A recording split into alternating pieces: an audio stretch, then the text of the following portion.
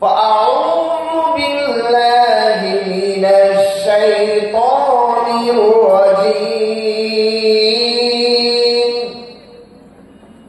بسم الله الرحمن الرحيم إن الله وملائكته يصلون على النبي يا أيها الذين آمنوا صلوا عليه وسلموا تسليما اللهم صل على محمد وعلى آل محمد كما صليت على إبراهيم وعلى آل إبراهيم إنك حميد مجيد اللهم بارك على محمد وعلى آل محمد كما باركت على إبراهيم وعلى آل إبراهيم إنك حميد مجيد رب زدني علما رب اشرح لي صدري ويسر لي أمري واحلل عقدة من لساني يفقه قولي اللهم إني أحمدك وأستعينك على الخطاب بالحكمة والموعظة الحسنة শ্রদ্ধেয় সম্মানীয় সভাপতি মহাশয় মুআজ্জাজ মুহতারাম হযরত উলামায়ে কেরাম জ্ঞানী গুণী বিজ্ঞ পণ্ডিত মহল বয়োজ্যেষ্ঠ মুরব্বী হযরত সমকক্ষ বন্ধু বান্ধবরা বয়োকনিষ্ঠ শ্রেণীর ছোট ছোট ছেলেমেয়েরা ছাত্র ছাত্রীরা পর্দার অন্তরালে উপবিষ্ট দূর থেকে গান পেতে থাকা পর্দানশীল মা ও ভগ্নীরা সকলকে স্মৃতিগতভাবে পর্যায়ক্রমে শ্রদ্ধা ভালোবাসা স্নেহ পেশ করে সেই মহিয়ান গরিয়ান সর্বশক্তিমান মাবুদ মাওলার দরবারে অসংখ্য অসংখ্য শুকরিয়া কৃতজ্ঞতা হামদ ও সানা এই জন্য পেশ করছি যে আল্লাহ তাআলা আমাদেরকে এই পূর্ণ পবিত্র মজলিসে বসে বিভিন্ন উলামায়ে কেরামের মুখনিসৃত আল্লাহ তাআলার পবিত্র কালাম ও রাসূল করিম সাল্লাল্লাহু আলাইহি সাল্লামের পবিত্র হাদিস শোনার জানার এবং পরবর্তীকালে মানার সুবর্ণ সুযোগ বা তৌফিক দান করেছেন বা করছেন এই জন্য আমরা স্বতঃস্ফূর্তভাবে বলি আলহামদুলিল্লাহ। মুহতারাম ও মুকাররম, আপনারা এসেছেন একটা মাদ্রাসার উন্নতি গল্পে বাৎসরিক জলসায়, সেখানে আপনারা কিছু দানও দিয়েছেন। শেষে আমি এসেছি আপনাদের সামনে কিছু কথা রাখার জন্য। আপনারা শুনেছেন আমাকে মুহাদ্দিস হিসাবে আর পণ্ডিত হিসাবে। মুহাদ্দিস ওদেরকে বলা হয় যারা হাদিস পড়ান, তাদেরকে মুহাদ্দিস বলা হয়। পণ্ডিত হিন্দু ধর্মের যারা তাদের ধর্ম গবেষণা করে তাদের ধর্ম নিয়ে পরিচালনায় থাকে তাদেরকে পণ্ডিত বলা হয়। তো খুতবা তো শুনলেন, তাদের একটু খুতবা শুনিয়ে দেব নাকি? না অসুবিধা আছে? কি বলছেন বলেন? তাদের খুতবাটাও শুনুন একটু। সম্ভারে বিষ্ণু যশস্ব গৃহে পাদুর্ভাবম সৌমতং বিষ্ণু যশস্ব গর্ভো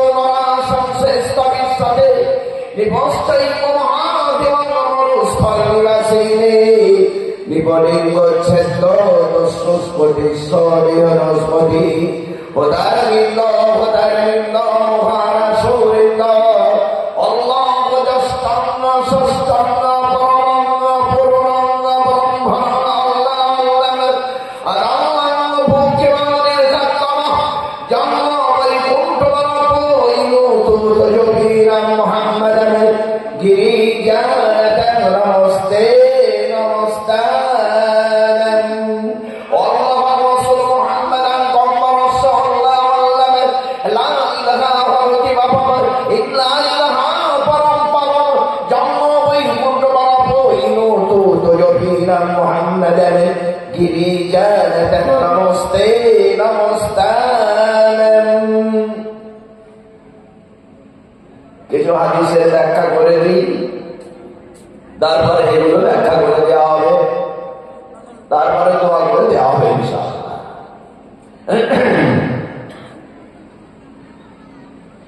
দোয়ার বহু ফজিলত আছে। দোয়া সম্পর্কে কোরআন শরীফে বিভিন্ন জায়গায় আল্লাহ তাআলা বর্ণনা করেছেন, হাদিস শরীফেও আছে।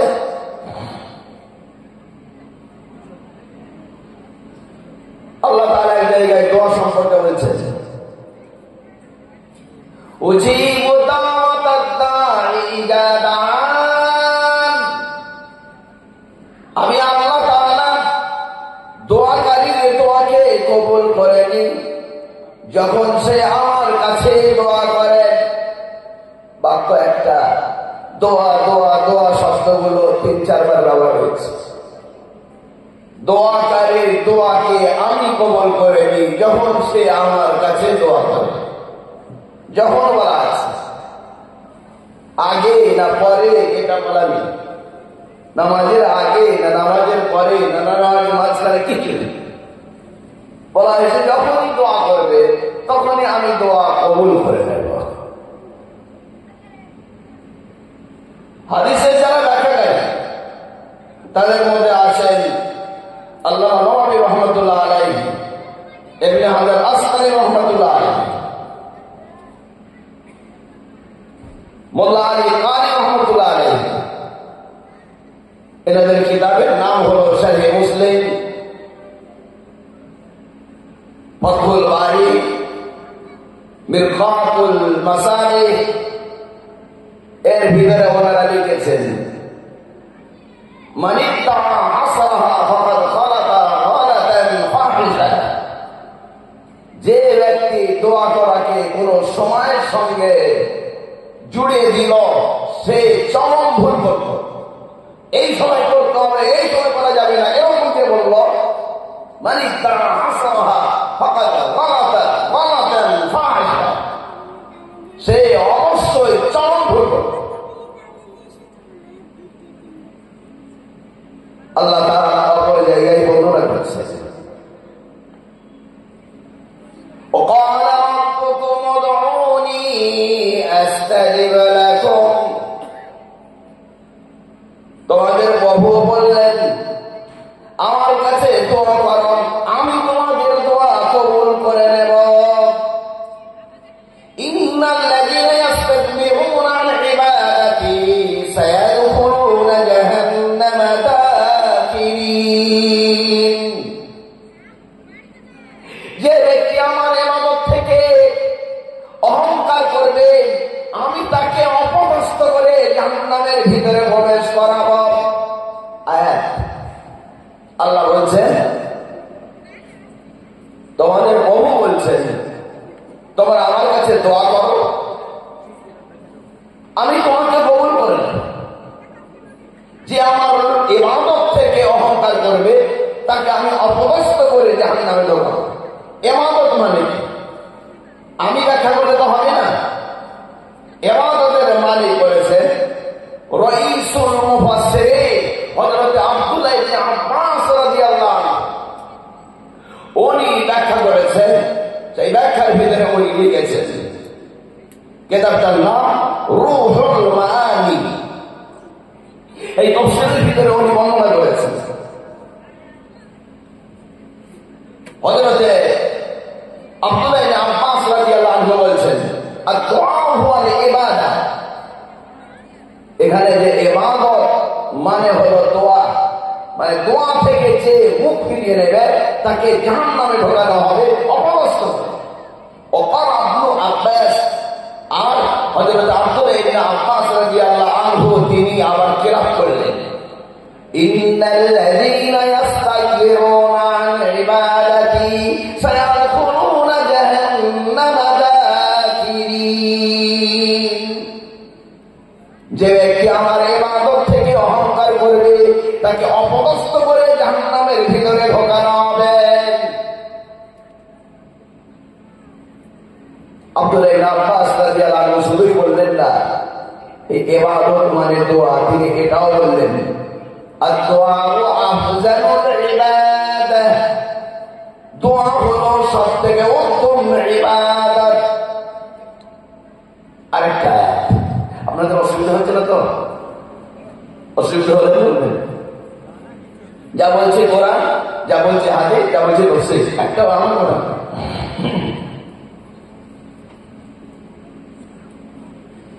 ছোট সূরা আলাম নাশরাহ, ফাইযা ফারাগতা ফানসব,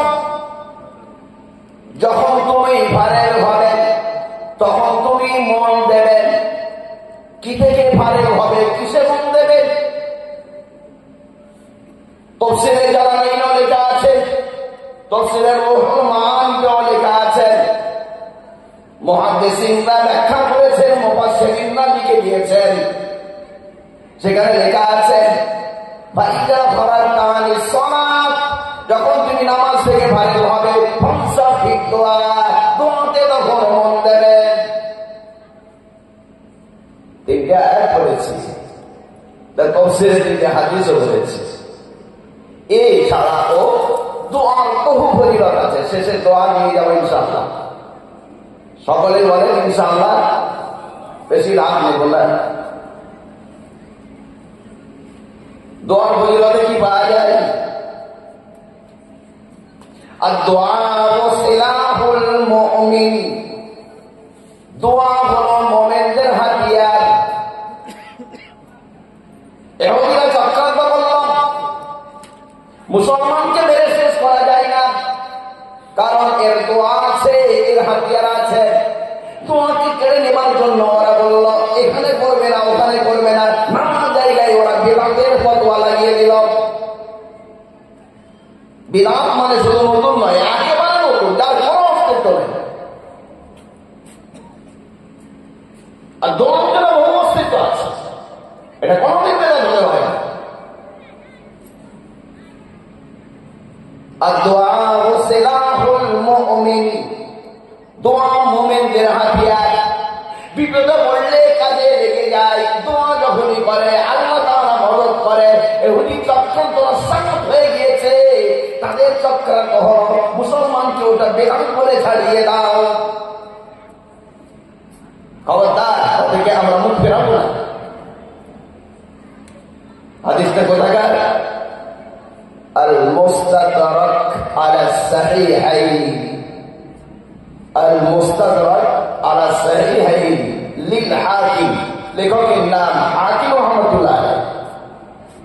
আর সাহিহাইন মানে হলো বুখারী মুসলিমের যে রাবী, সেই রাবীর দ্বারাই এই হাদিসটার কিতাব লিখে এটা পরিপূর্ণ করা হয়েছে, মানে যেগুলো ওনারা ছেড়ে দিয়েছেন সেইগুলো বর্ণনা করেছেন। আদ-দুআ নূরুস সামাওয়াতি ওয়াল আরদ, দোয়া হলো আসমান এবং জমিনের নূর। আদ-দুআ ইমাদুদ্দিন, দোয়া হলো ধর্মের স্তম্ভ। আরো দু চারটা হাদিস, লাইসা শাইউন আকরামা ইনদাল্লাহি তাআলা মিনাদ দুআ, আল্লাহর কাছে দোয়া করার থেকে অতি প্রিয় বস্তু আর কিছুই নাই। আল্লাহর কাছে সব থেকে বেশি প্রিয় বস্তু হলো দোয়া। মান সারা আইয়াস্তাকিম আল্লাহ, যে চায় তার দোয়া কবুল হবে। ইন্না শামাইবি ওয়াল কুরাব, দুঃখ এবং কষ্টেতে ফালিয়ুকসিরি দুআ ফির রাখা, সে যেন সুখের সময় দোয়া করে। বিপদে দোয়া করে, যে বিপদ পড়েছে এবারে হাত তুলেছে, দোয়া কবুল হবে তার যে সুখের সময়ও দোয়া করেছিল। আল্লাহ রাসূল সাল্লাল্লাহু আলাইহি সাল্লাম বলছেন, যে চায় তার দোয়া যেন দুঃখের সময় মুসিবতের সময় কবুল হয়, সে যেন সুখের সময় দোয়া করে। الدعاء ينفع الدعاء ينفع مما نزل ومما لم ينزل, দোয়া কাজে আসবে যে মুসিবত এসে গিয়েছে তার জন্য, যে মুসিবত আসেনি তার জন্য। এই ধরনের বহু হাদিস দোয়ার ভিতরে আছে। যে দোয়া করবে না আল্লাহ তার উপরে অসন্তুষ্ট। মান লা ইয়াদুল্লাহ ইয়াগযাব আলাইহি, যে দোয়া করবে না আল্লাহ তাআলা তার উপরে অসন্তুষ্ট হবে।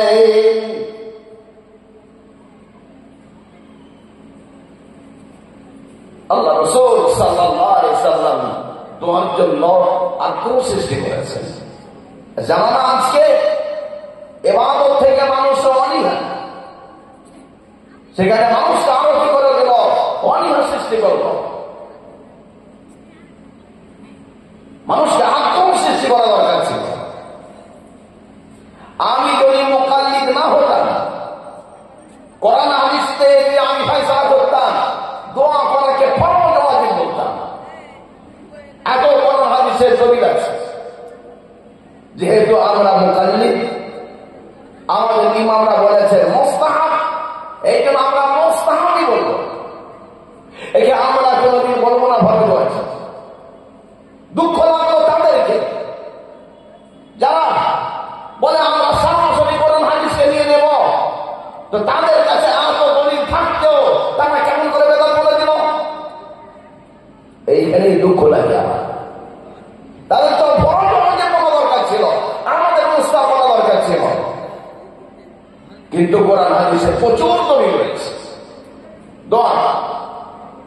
যেহেতু ইহুদিদের চক্রান্তের মধ্যে পড়ে গিয়েছে, শয়তানের চালাকের মধ্যে পড়ে গিয়েছে, সেই জায়গা থেকে মুখটাকে ফিরিয়ে দিয়েছে। আল্লাহ তাআলা আমাদেরকে হেদায়েত দান করুন। সকলে বলে আল্লাহুম্মা আমিন। আল্লাহ তাআলা সকলকে বোঝার তৌফিক দান করুন। সকলে বলে আল্লাহুম্মা আমিন। তিরমিজি শরীফের 385 নম্বর হাদিসটা দেখুন। as-salatu masna masna, নামাজ দুই রাকাত করে পড়বে।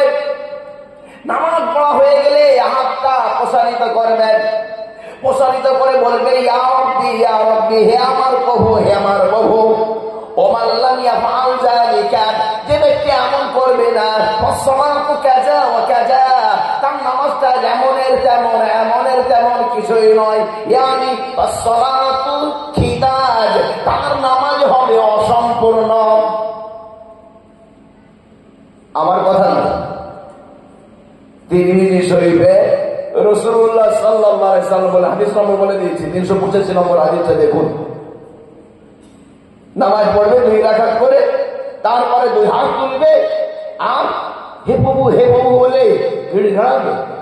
যদি না করে তার নামাজ হবে কাজা কাজা, যেমন তেমন, ইয়ানি খেতাজ অসম্পূর্ণ হবে। হাদিসটা সহিহ কিনা? আসাহ, সহির ওপরে। আমি তো সহি বললে হবে না, তারা লিখে দিয়েছেন আসাহ, এ হাদিস অনেক সহি, অন্য হাদিসের তুলনায় বেশি সহি, তারা লিখে দিয়েছেন। নামাজ পড়ে সম্মিলিত ভাবে আবু দাউদ শরীফ হাদিস নম্বর 90, এটা দেখুন তো। আল্লাহ রাসূল সাল্লাল্লাহু আলাইহি ওয়াসাল্লাম কি বলছেন? লা ইয়াহিল্লু লিরাজুলিন,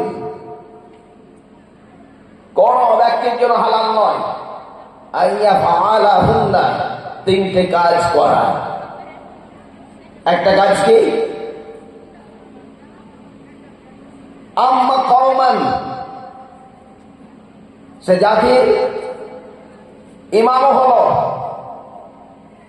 ফাখাসসা নাফসাহু বিদুআ, একাকী দোয়া করলো, দুনাহু, মানুষকে ছেড়ে, মানুষদেরকে ছেড়ে একাকী দোয়া করলো ইমাম হয়ে। তার জন্য এই কাজ করা জায়েজ নয়। ভাই মালা ফাকাদ খানাহু, যদি এমন কাজ করে তবে সে তাদের সঙ্গে খেয়ানত করল। কথাটা মোজারের সঙ্গে আছে, আমি মাঝে গিয়ে বললাম বাবার ইমাম হয়েছে, তুমি একাকী দোয়া করবে না, ইমামতি করার পরেতে সকলকে নিয়ে দোয়া করতে হবে। একাকী দোয়া করলে তবে তুমি খেয়ানত করলে, আর তুমি এটা কি করলে, তোমার জন্য অবৈধ কাজ হলো। প্রথমে লা ইয়াহিল্লু বলা আছে, শেষে ফাকাদ খানাহুম বলা আছে। ইমামতি করা এটাও নিষেধ নয়, আর দোয়া করা নিষেধ নয়। একাকী দোয়া করা, নিজের জন্য দোয়া করা এখানে নিষেধ করা হয়েছে। কারণ তখন সকলেই তো আমিন বলেছে, আর এই নিজের জন্য বলছে, এই জন্য তাদের সঙ্গে বিশ্বাস কথা হচ্ছে। দোয়া একটা ইবাদত, ভালো ইবাদত, হাতিয়ার, এই জন্য এটা হওয়া দরকার, সব সময়তেই হওয়া দরকার। জলসা শেষে হোক, নামাজের শেষে হোক, কিংবা যে কোনো অবস্থায় হোক। আল্লাহ তাআলা আমাদেরকে বোঝার তৌফিক দান করুন, সকলে বলে আল্লাহুম্মা আমিন। হাদিস সম্পর্কে আর সুন্নাত সম্পর্কে কিছু বলার ইচ্ছা ছিল।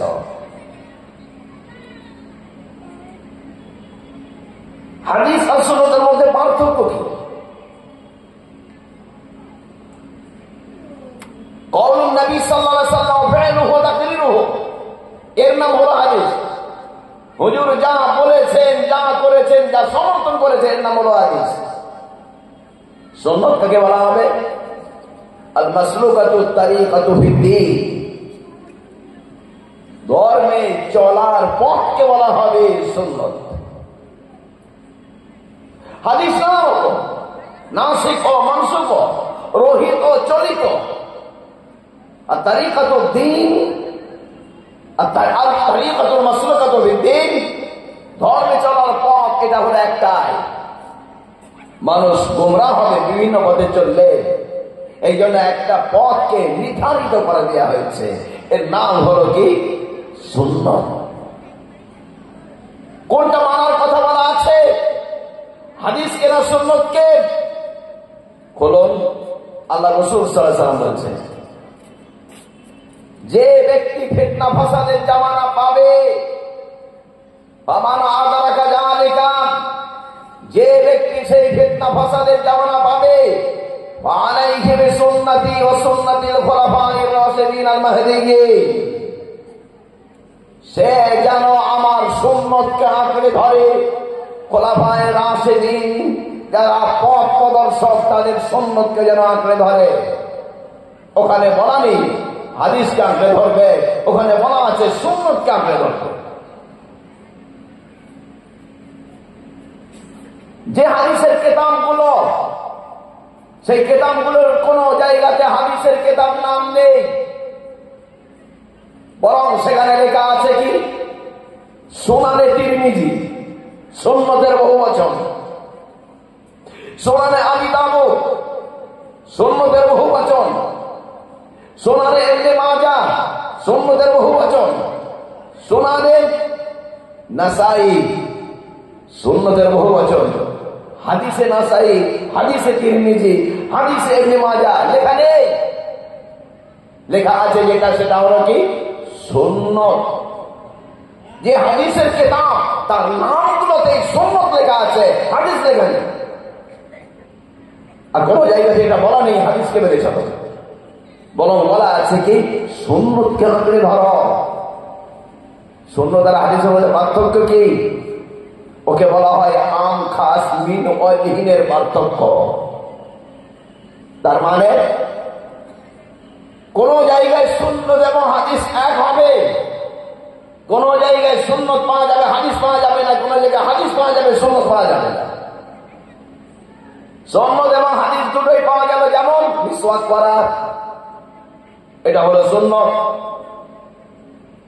হাদিস পাওয়া যাচ্ছে কিন্তু সুন্নত নয়, সুন্নত পাওয়া যাচ্ছে কিন্তু হাদিস নয়। যেমন জুমার দ্বিতীয় আযান সুন্নত, কিন্তু রাসূলের কর্মফেল থেকে সাব্যস্ত নয়। 20 রাকাত তারাবি সুন্নত, কিন্তু রাসূলের কর্মফেল থেকে সাব্যস্ত নয়, হাদিস নয় কিন্তু সুন্নত। আবার হাদিস পাওয়া যাচ্ছে কিন্তু সুন্নত নয়। ঘুম থেকে উঠে ওযু না করে নামাজ পড়া হাদিসে আছে কিন্তু সুন্নতে নেই। এবারে কেউ যদি বলে হাদিসে আছে, তবে সে তবে বিনা ওযুতে নামাজ পড়ুক আর কাফের হয়ে পড়ুক কিনা? হাদিস দলিল নয়, সুন্নত দলিল। কিতাবুল্লাহ, সুন্নতে রাসূলুল্লাহ, ইজমায়ে উম্মত ও কিয়াস। হাদিসে আছে কাবা শরীফের উল্টো দিকে মুখ করে নামাজ পড়ার কথা, একদিন নয়, দুদিন নয়, 1.5 বছর, কিন্তু সুন্নতে নেই। এবার কেউ যদি বলে আমি হাদিস মানবো, তো উল্টো দিকে মুখ করে নামাজ পড়ো, নামাজগুলোকে সব বরবাদ করে দিক। হাদিসে আছে 4-এর অধিক একসঙ্গে 9খানা স্ত্রী রাখা, কিন্তু সুন্নতে নেই। কেউ যদি বলে আমি হাদিস মানবো, তবে একাধিক তবে বিয়ে করুক, 5-6খানা করে 10খানা করে বিয়ে করুক, আর বিয়ে করে বলুক হাদিস মানবো। আর তা না হলে তাকে হাদিস ছেড়ে দিয়ে সুন্নত মানতে হবে, কোন একটা ইমামকে ইত্তেবা করতে হবে আর পথ পেতে হবে। ইমামদের মধ্যে অনেক বড় বড় ইমাম চলে গিয়েছে। হযরত শাফি রহমাতুল্লাহ আলাইহি, যিনি বিখ্যাত ইমাম, তিনি বড় ইমাম সম্পর্কে এমন কথা বলে গেছেন চিরকালের জন্য আরবি সাহিত্যে রয়ে গেছে। আপনাকে বড় বলে সেই বড় নয়, লোকে যাকে বড় বলে সেই বড় হয়। আমি আমার ইমামকে বড় বলবই, কিন্তু আমার ইমামকে বলছেন একজন অন্য ইমাম, এমন কথা বলে দিয়েছেন চিরকালের জন্য আরবি সাহিত্যে নিদর্শন হয়ে গিয়েছেন। আইদ লানা লুহমান আইদ যিকরা নুরমানিন লানা আন্না যিকরাহু হুয়াল মিসকু ইযা qarrartahu ইয়াতাযাওয়াউ। আমার সামনে বড় ইমাম নুরমান ইবনে সাবিতের তাজকিরা করো, জিকির করো, বর্ণনা করো, আলোচনা করো, কারণ ওনার বর্ণনাটা এত ভালো, এত সুন্দর, সুগন্ধি, যত বর্ণনা করবে ততই ছড়াবে। আমার ইমাম সম্পর্কে তিনি লিখেছেন আবু হানিফা রহমাতুল্লাহ আলাইহি কে আবু হানিফা কেন বলা হয়? ওনাকে বলে তার একটা হানিফা নামী মেয়ে ছেলে ছিল, এই জন্য তাকে বলা হয় আবু হানিফা। ভুল কথা, তার একটাই ছেলে ছিল, তার নাম হলো হাম্মাদ। লাম ইয়াতরুক ওয়ালাদান ইল্লা যাকারান ওয়াহিদান হাম্মাদা। আবু হানিফা রাহমাতুল্লাহ আলাইহি একমাত্র পুত্র সন্তান হাম্মাদ ছিল। যদি তাই হতো আবু হাম্মাদ নাম হতো, কিন্তু আবু হানিফা বলা হচ্ছে। হানিফা মানে হলো মধ্যম পথ, মধ্যম